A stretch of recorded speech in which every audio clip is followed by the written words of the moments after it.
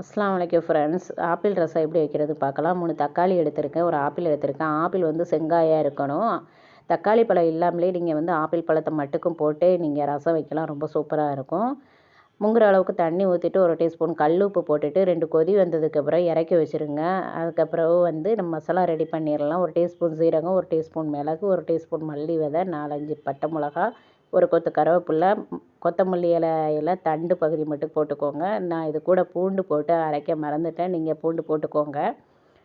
எலுமிச்சை சைஸில் புளி எடுத்து நல்லா ஊற வச்சு அதை நல்லா கரைச்சி வடிகட்டி எடுத்துக்கோங்க. அது கூட தேவையான மஞ்சள் தூள் போட்டுட்டு அதுக்கப்புறம் கொஞ்சோண்டு பெருங்காயத்தூள் போட்டுக்கோங்க. அரைச்சி வச்சதை போட்டுட்டு கரைச்சி விட்டுக்கோங்க.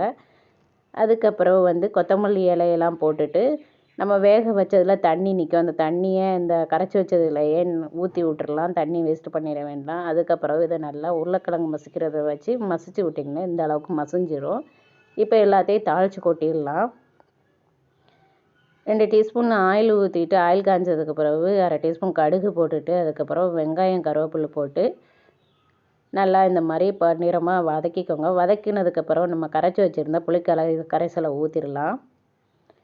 தக்காளி ஆப்பிள் மசிச்சதை போட்டுக்கோங்க. போட்டுட்டு அதுக்கப்புறம் இதில் தேவையான தண்ணி ஊற்றிக்கோங்க. தண்ணி ஊற்றிட்டு புளிப்புக்கு ஏற்ற மாதிரி தண்ணி ஊற்றிக்கோங்க. அதுக்கப்புறம் உப்பு போட்டுக்கோங்க. நமக்கு ஆப்பிள் ரசம் ரெடி.